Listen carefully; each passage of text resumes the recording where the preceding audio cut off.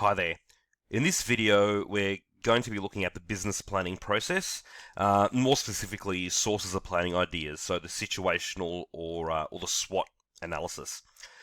Now, firstly, I know this is very cliche, but this is extremely true in the sense that a business that fails to plan plans to fail. Okay, you can't just start a business and hope that everything's going to work. You really need to actually do the research, do the investigations, do the analyses, and actually work out what am I doing? What do I want to achieve? And how am I going to achieve it? Okay, and how am I going to make any adjustments when something doesn't go right?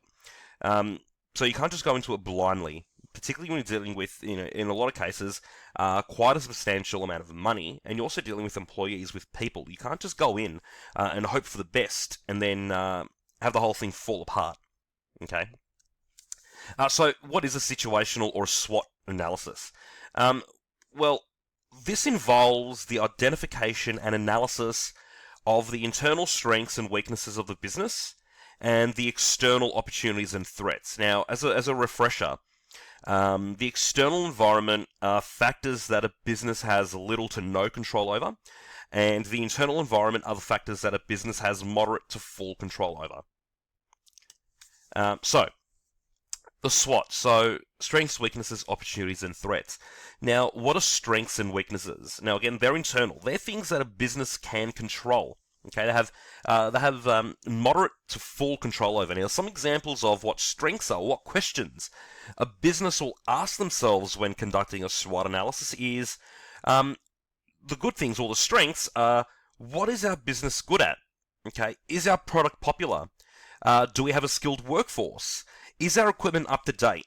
Now, they're all things that will benefit or are strengths for the business. Having up-to-date equipment, having a skilled workforce, having a popular product. And it's something that a business can change as well. If the equipment is not up to date, then they have the full ability to be able to get it up to date.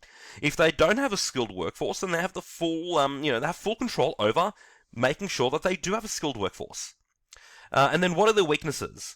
So, are we in a good location? Do we have trustworthy suppliers? Now, again, if they're not in a good location, which is a bad thing or a weakness for the business, they have full control over being able to then get themselves into a better location.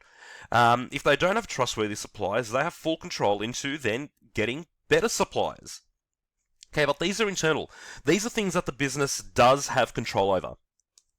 However, then we've got opportunities and threats. Now, these are external. These are things that the business doesn't really have control over. Okay, so some examples of opportunities. Now, these are things that the business could jump at, could get into. Okay, so other potential new markets. Now, again, the business can't control which country is going to explode in terms of potential market. Do they have the ability to grow in the industry? Can they buy out another business? Now, again, they have no control over what business becomes available for sale and at what time. They just have to know that, maybe they could. So when they're looking at their financial status, will they have enough money or enough ability to be able to actually expand and, buy that other business? But they don't have the ability to determine when or if other businesses, become available. And interest rates are low.